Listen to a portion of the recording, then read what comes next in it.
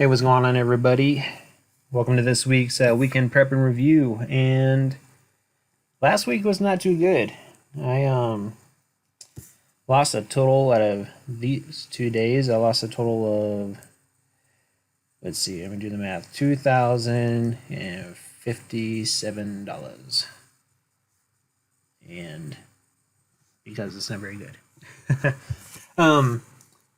That was done with only a few trades.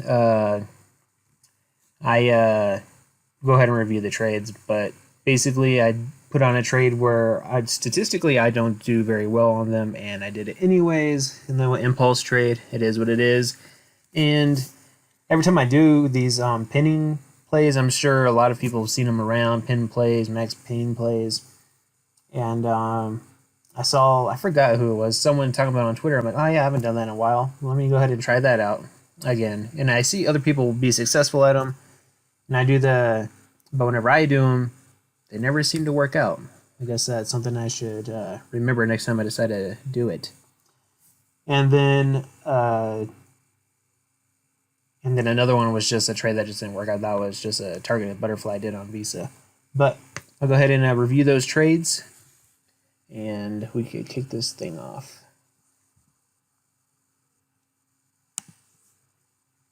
So on the 13th Tuesday, I entered two trades.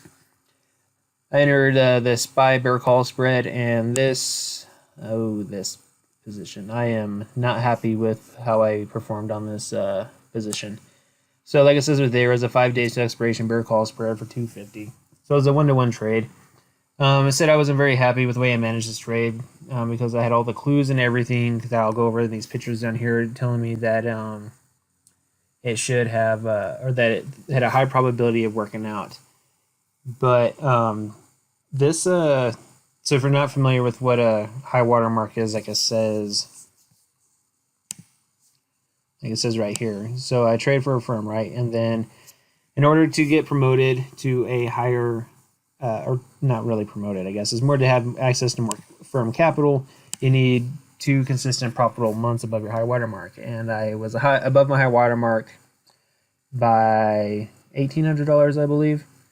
And it's basically a price level goal that you need to get above in order to be considered at your target, I guess, to get more firm capital. So anyways, I was in this trade. It was working well, and then I was I was working, and I come back, and I'm looking at it, and I'll show it here in a minute, but intraday, on the day I closed the position, just remember this 786 level, I was watching it, and it looked like price was holding. And so I was quickly to jump out of it for a small loss. So 35.78 with commissions. And so it made me quick to pull the gun. I should have walked away. I mean, even if you're familiar with focus trades, I hang out in that group every once in a while. Well, not every once in a while, I actually hang out there pretty often. And I was calling it a blow off top. I was even calling it to be the top, and I still traded very poorly on it. Heck, even other people in that focus trades group took the position that was profitable on it, but I wasn't, because I wasn't thinking clearly. So I let my emotions get the best of me. But all right, nonetheless, I'll go ahead and get into the trade. So here on the daily chart, I'll zoom in right here so you can see. So we had this right here, this huge run up, like it's like gap, like getting extended.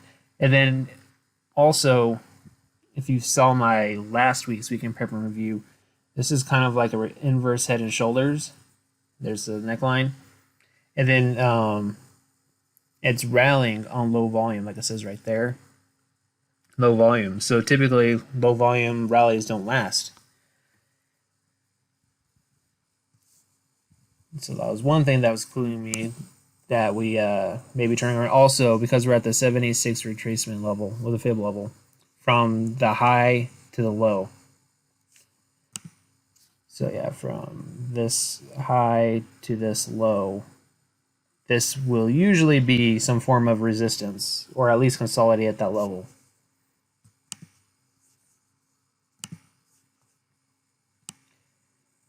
Right here on my multi-squeeze tool, you can see momentum is slowing. I'll explain that later. And right here, I'm just pointing out that it's very far from the 8 EMA. On the 4-hour chart, we are at 3 ATR, which would be right here, this yellow line, and then close to it right there.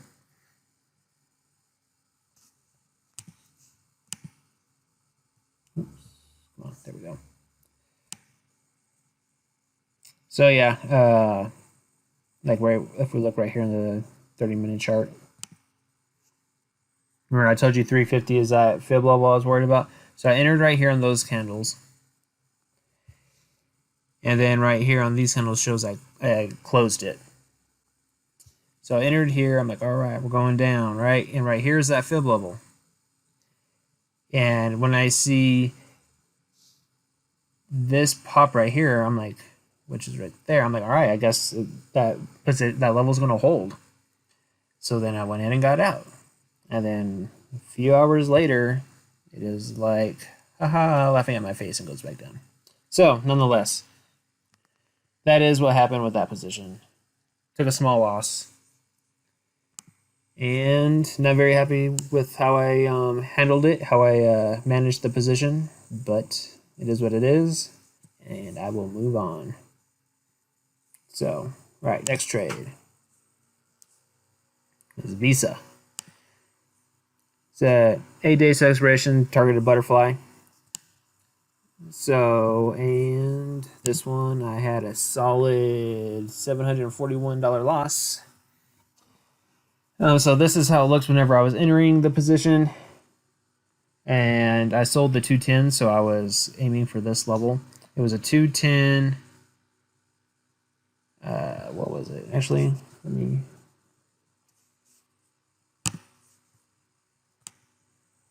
let's see what kind of butterfly it was.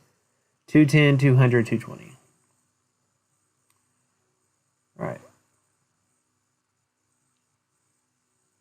So this is what it looked like whenever I entered it, right? So what I'm seeing is it does have yellow 10x bars, so I'm cool with the butterfly. The moving averages are starting to swoop up. There's this trend line right here, and it's following higher. So I'm thinking next week it hit right here. So 200, 220, right there. And on the other picture, I have my break even. So anyways, that's what it looked like when I entered the position. So that's what I was anticipating. I was targeting in between the 618 and 786 fib levels, thinking it'll pop up there. And the reason I was thinking it would pop is right here is because there's a squeeze. Oops, a little further down. So right here, if you're not familiar with the squeeze, I'll be making a video on that soon. So we got the black and red dots. So the black is low compression, red is mid compression. This is the momentum oscillator. So it's coming up, we're going positive. So now I'm looking for it to go like this, like I did right there.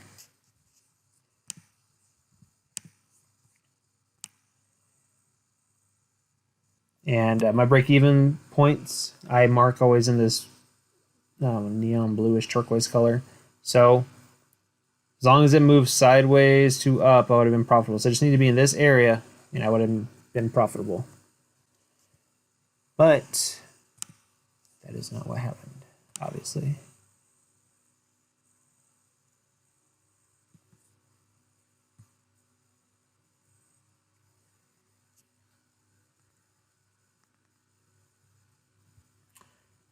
So the next day, it came and tested this 34 EMA level. That's usually my stop.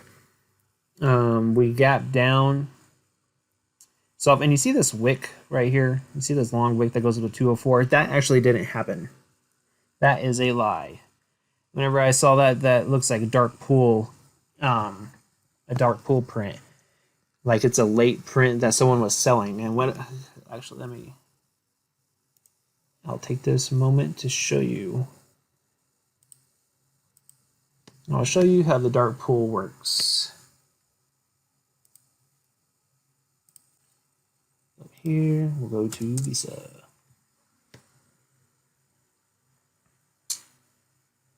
So it's right here. This spike never happened. That is a late print. So what happens is, so it's not like all of a sudden someone got filled up here, then all of a sudden it went back down there. It's not. So what was actually happening is, let's see, 204.70. Let's see if it goes on this way.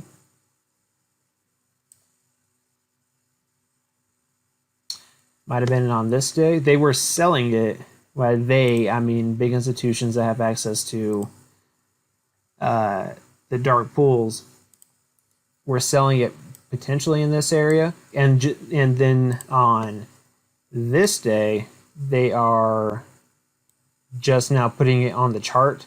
So that's why you get this fake out candle, and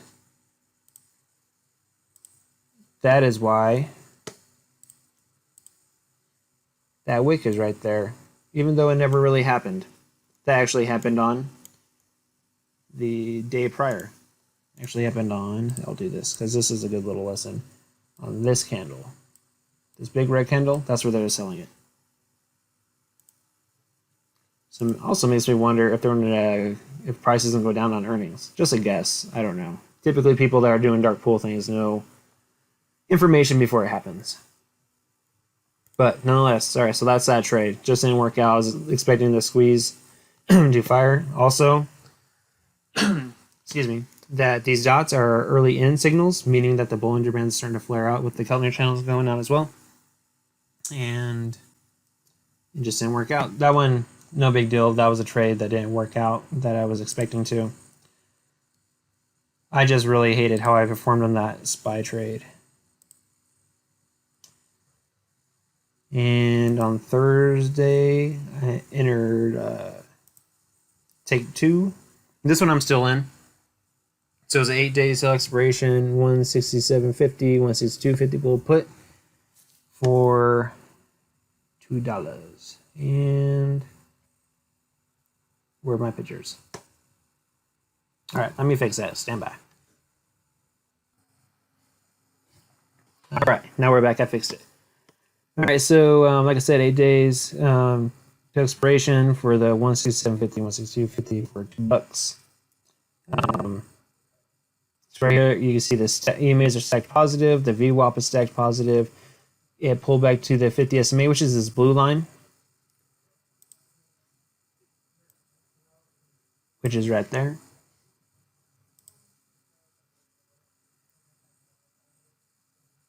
And right here is my squeeze chart. So see, we have a squeeze. EMAs are stacked positive. It was going well. It dropped on the pullback to the 21 EMA. I entered the position.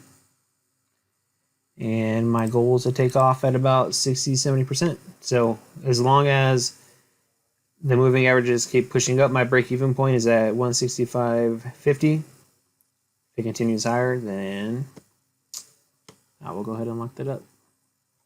So yeah, I'm still in that trade.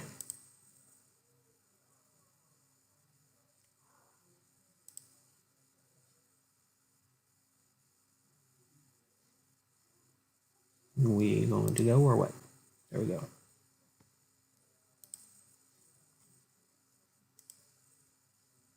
All right, the big day on Friday. It's a good old time. All right, so you see I lost 1,300 on DraftKings, which was my pin play, and then Visa is what I already talked about. So all I got to talk about on this one right here is DraftKings.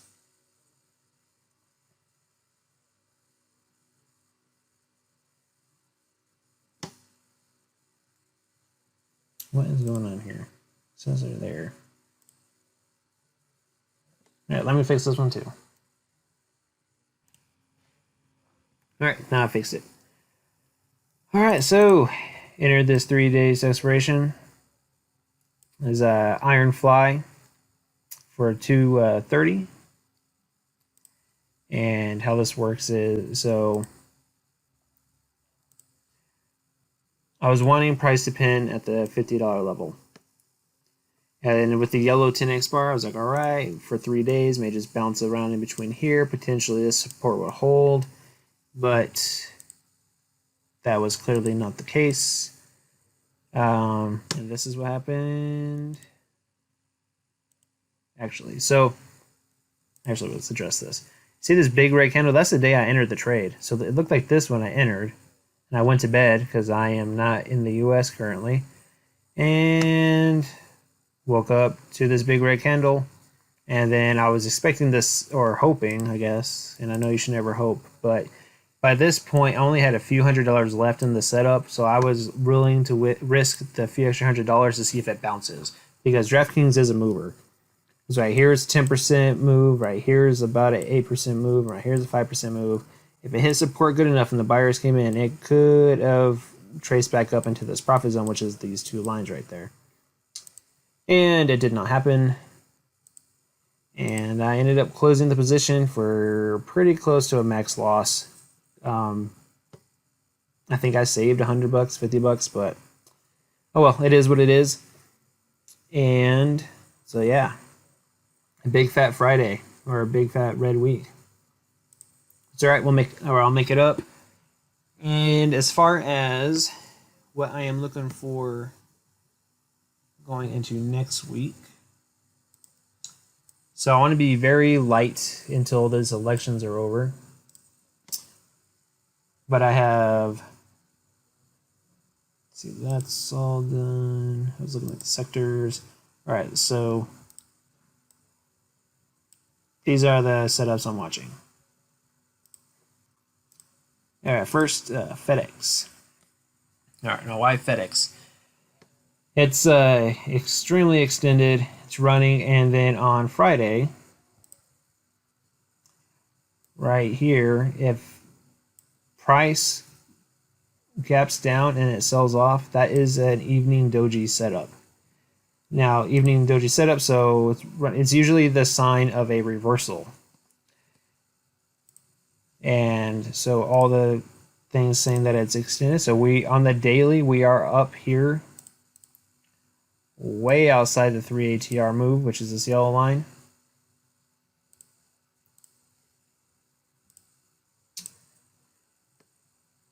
And obviously the squeeze is just going. That's just really extended.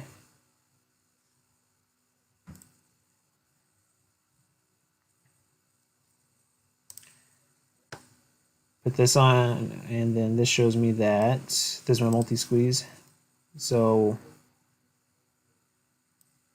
oops, like that.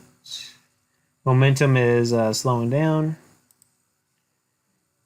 Now, if you're not familiar with what evening doji is, I reference this website every once in a while, but this is called the Pattern site. I've known it's been around for a while, and I've seen some of it, but what I wanted to get to is this evening doji star. It's a sign of a bearish reversal, and whenever it happens, it is successful 71% of the time. So it should look like this. So it's going, gap up, doji, and then sell off. And another thing is, I also didn't talk about it, is that increase in volume. So it's a high volume doji at the top. It may slightly pull back, but that's something I'm keeping my eyes on for a bearish reversal, a short-term one. Or Oracle has green 10x bars. I want to get the pullback to the 21 EMA, and also has a squeeze. It has a squeeze. It's been consolidating for a while. Moving averages stack positive and early in signals. So if I could get a quick little sell-off to about this area, pick up a credit spread, and then ride it to the upside. I'm planning on doing an Oracle. Another one is Disney. This one I'm still hesitant on. I'll be watching it. I'm not 100% sure I'll be entering it. But see, the 120 level held, bounced up, hit the Bollinger Band, came down, got a yellow 10x bar. It's right on top of the moving averages. But the thing that has me watching this one the most is histogram is finally, it's in a squeeze. Histogram is starting to turn over, and we got our first blue momentum bar. So just have I want to pull back a quick little snap down to like 125 or so. Enter our credit spread then, and maybe sell a credit spread down here. But we'll see. Like I said, I'll keep an eye out for setups, but I'm also being cautious. All right, red hat. This one has been performing very well here recently. Green 10x bars on all the bigger time frames. And right now, it is, let me over here. What I would like to see is price consolidate right here in between the 786 and the 618. Come down and test this 21 low of high bar, and then get a green arrow like that, enter the position, and then if we could break above the 786, then we may have a run, a potential run, up to the 7272 extension. So, but in order for that to happen, we're also going to need a squeeze, and I honestly don't remember if there's a squeeze. And the rest of the market's going to have to participate. So yeah, we do have a squeeze. So it is looking very good as well. EMA stacked positive. Squeeze, bullish momentum. Early in signals. What I like, ideally, I don't know if it's going to happen, a quick flush to the 21 EMA. Maybe the 8 EMA is going to be enough just to push it higher, because this 1 hour chart is looking good too. Like I said, it could come down about right here, hit this the 618 fib level. This hourly squeeze shifts higher, and then it pushes it out of this level. If not, at least test this high on the hourly chart.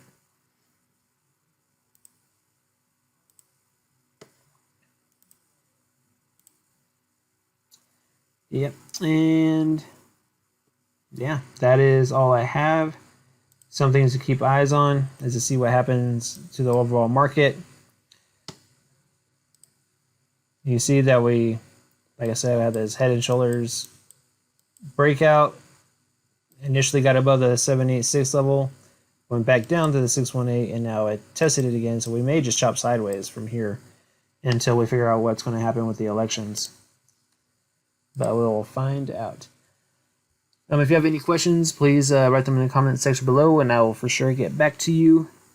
Keep an eye out on this channel. There will be some changes coming up to a name change and everything else like that. And also, in the works of creating a video over my trading plan and the indicators I use and everything like that. So if you're new here and you found value in this video, hit subscribe, like, notify if you want, and I will catch you later. Take care.